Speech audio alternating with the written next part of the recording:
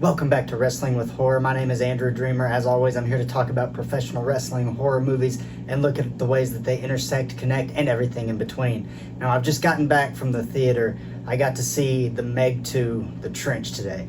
And this review's not really going to be a full-blown, just going all-out review.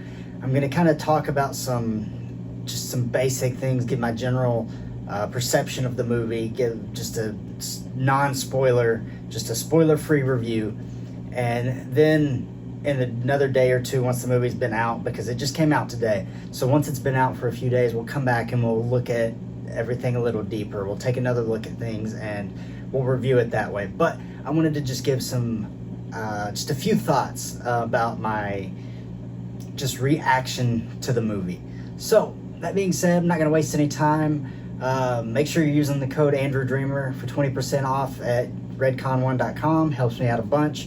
We're on the road to 500 subscribers, so hit the subscribe button if you haven't done it. We're moving right along, and I really am grateful for everybody who has helped out along the way. But without further ado, let's jump into these waters. Alright, so Jason Statham is back with Meg 2, The Trench, and it picks up about 4 years after the events of the first movie. It was more of the same in a lot of ways, but there were a lot of new things as well. Some of the major things that I took away from it were that they upped the ante. They looked at their first movie, and when you want to make a sequel, you got to up the stakes. You got to raise the stakes. You got to up the ante and just figure out ways to go more over the top than you did before. And I think they accomplished that. So, you know what? That was pretty fun. I enjoyed that aspect of the movie. For the most part, the characters were pretty good. We had some returning actors, and there were some people who weren't present as well. I'm not sure why that they didn't return for the film, but that doesn't really matter.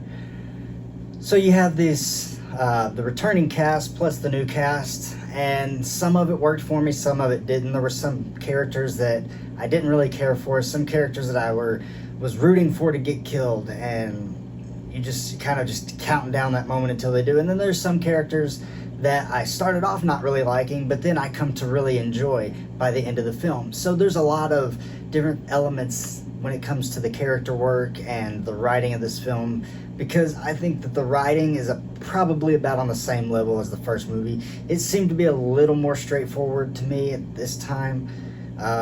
Not that there wasn't any goofiness in this movie, because, well, think about what this movie is. There's absolutely some goofiness. But that being said, it didn't feel as goofy to me. It was taking itself a little more seriously, but without being so deathly serious that it just rides or dies on that. So I was happy with that as well. Now, one thing I will say, and my fiance agreed with me while we were watching the movie, that the CGI in this film, it kind of looked worse than it did in the first one. I'm not sure why. Now, the design of the Meg, I thought that they updated the design, added a few new features.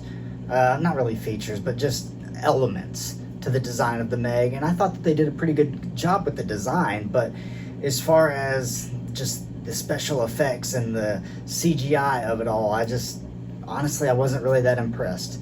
And there is a sequence of this movie where I'm trying to be careful about what I'm saying, but there's a sequence in this movie where, you know, they're underwater, and the way that they're moving through the water, it just feels more like they're in outer space than it does that they're underwater. That's the best way that I can explain it. But I still quite enjoyed that sequence. There was a lot of tension within that sequence, and you didn't know what was going to happen. At the end of the day, this movie was pretty similar to the first one. Jason Statham versus prehistoric sharks. And that's okay.